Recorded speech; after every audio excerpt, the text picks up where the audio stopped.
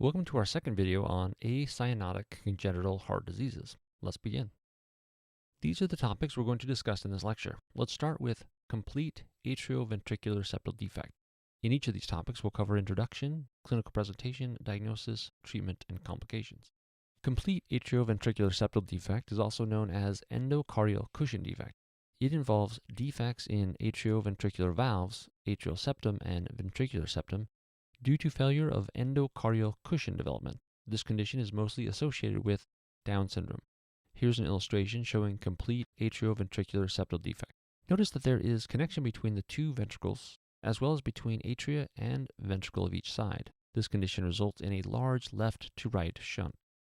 Like most congenital heart conditions, it also has nonspecific findings like failure to thrive and exercise intolerance.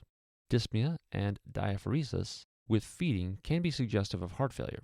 Moving on to clinical clues, loud pulmonic second heart sound is typical in presence of pulmonary hypertension. Systolic ejection murmur is heard due to increased flow across the pulmonary valve, and holosystolic murmur is heard in the presence of ventricular septal defect. Chest X-ray reveals cardiomegaly and increased pulmonary vascular markings. Moreover, ECG shows left axis deviation, suggestive of left ventricular hypertrophy. Most accurate test for the diagnosis is echocardiography, which detects actual size of the defect and volume of the shunt. Also, prenatal echocardiography can be helpful for the early diagnosis, and screening for Down syndrome should be performed if there is any suspicion. Initially, treatment involves supportive therapy. Diuretics and inotropes are proven to be effective to decrease the severity of the condition. Surgery is required for correction and should be performed before pulmonary hypertension develops in infancy. Complications of complete atrioventricular septal defect can be divided into two groups, in absence of surgery and in presence of surgery. In absence of surgery, complications like pulmonary hypertension and heart failure are common, whereas in presence of surgery, that is, after the surgery is performed, there is still risk of arrhythmias and congenital heart block. Let's try a question. A 2-year-old boy with Down syndrome is brought to the physician by his mom due to easy fatigability, cannot keep up with his elder siblings while playing and running with them. The cardiac auscultation reveals fixed split of S2 and a holosystolic murmur at the left sternal border with loud P2. Which embryological structure is most likely affected in this patient's condition? This boy with Down syndrome presents with easy fatigability. The cardiac auscultation reveals fixed split of S2 and the holosystolic murmur at the left sternal border with loud P2. Fixed split of S2 suggests an atrial septal defect. On the other hand, the holosystolic murmur at the left sternal border with loud P2 indicates the ventricular septal defect. Therefore, this patient most likely has complete atrioventricular septal defect. Since the interatrial septum and the membranous part of the intraventricular septum are derived from endocardial cushions, complete AV septal defect signifies an endocardial cushion defect. Now let's learn about coarctation of the aorta. Coarctation of aorta is luminal narrowing of aortic arch near the aortic isthmus. The aortic isthmus is the part of the aortic arch that is between the origin of left subclavian artery and ductus arteriosus. In the preductal type, the narrowing is proximal to ductus arteriosus, while it is distal to ductus arteriosus in the postductal type. It is commonly associated with Turner syndrome. Here is an illustration showing coarctation of aorta. Notice this narrowing of the aorta, which causes blood pressure to rise in the upper extremities, while the blood pressure decreases in lower extremities. Clinical presentation can range from being asymptomatic to having heart failure symptoms such as irritability, poor feeding, and exercise intolerance. Clinical clues are very important here. Patient can present with features of upper extremity hypertension such as headache and epistaxis. Subsequently, we can appreciate brachiofemoral delay and decreased femoral pulses due to decreased blood flow towards lower extremities. There is decreased blood pressure in lower extremities compared to upper extremities. Lower extremity claudication may also be present. Prominent oscillatory findings include systolic ejection murmur, which is best heard at the left interscapular area. Coarctation of aorta has many prominent chest X-ray findings. These are cardiomegaly, rib notching, and figure of 3 sign. Rib notching occurs due to collateral circulation between the internal thoracic and intercostal arteries.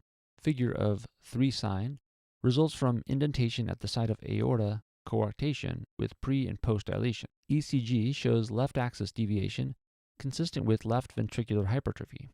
Echocardiography is the most accurate test and can detect the extent of stenosis of the aortic arch. This chest X-ray is showing the notching of ribs, which is seen in coarctation of aorta. Again, it occurs due to dilation of intercostal vessels which provide a collateral flow. Foremost treatment is to maintain the patency of ductus arteriosus until the surgery is performed, so we administer prostaglandin E1. NSAIDs should be strictly avoided as they are prostaglandin inhibitors. Options of treatment include surgical repair and balloon angioplasty with or without stent placement. The choice of optimal treatment depends on patient's age and presence of underlying defects. Here are a few common complications listed. They occur mostly due to the inadequate blood flow after the stenosection of aorta and backflow of blood before the stenosis. It includes shock, secondary hypertension, aortic dissection and rupture, and a possible cerebral hemorrhage when associated with Barry aneurysms are present. Let's try a question.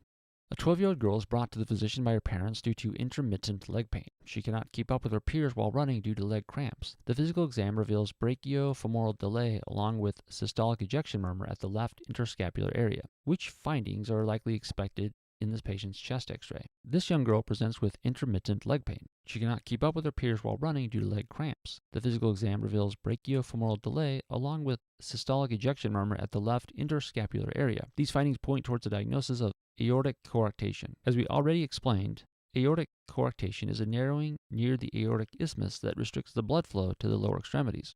Reduced blood flow to the legs accounts for the leg cramps and the brachiofemoral delay. The chest x-ray findings in this patient with aortic coarctation include rib notching due to collateral circulation, sign of 3 due to aortic narrowing, and cardiomegaly due to left ventricular hypertrophy.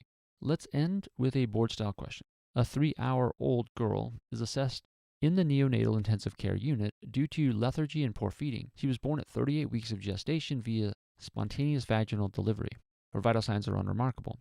Physical exam reveals pink skin over the upper trunk, head, and upper extremities. The skin is pale on the lower trunk and lower extremities. The brachial pulses are strong while femoral pulses are weak. Cardiac auscultation shows a systolic ejection murmur at the left interscapular area. Which of the following is the best immediate next step in the management of this patient? A. Intravenous normal saline. B. Intravenous PGE 1. C. Balloon angioplasty with stent placement. Or D. Balloon angioplasty without stent placement. This 3-hour-old girl is assessed for lethargy and poor feeding. Physical examination reveals pink skin over the upper trunk, head, and upper extremities. The skin is pale on the lower trunk and lower extremities. This pattern of skin discoloration is known as the differential cyanosis, and it indicates insufficient blood flow to the lower extremities. The brachial pulses are strong while femoral pulses are weak. Cardiac auscultation shows a systolic ejection murmur at the left interscapular area. These are the classic findings of coarctation of the aorta. The best immediate next step in the management of a neonate with aortic coarctation is intravenous PGE1 administration. This is because prostaglandins E1 and E2 keep the ductus arteriosus open. Patent ductus arteriosus, in turn, can provide blood flow to the lower extremities before the definitive surgery is performed. So the correct answer here is option B. Here is a slide reminding us of the treatment of aortic coarctation. Let's discuss why other options are incorrect. Option A is incorrect because giving intravenous normal saline to a stable patient with aortic coarctation may further increase the cardiac afterload and the proximal aortic diameter, leading to heart failure, aortic dissection, or aortic rupture. Finally, option C and D are incorrect because the neonate with aortic coarctation needs to receive intravenous PGE1 before balloon angioplasty with or without stent placement is performed. And that concludes our section.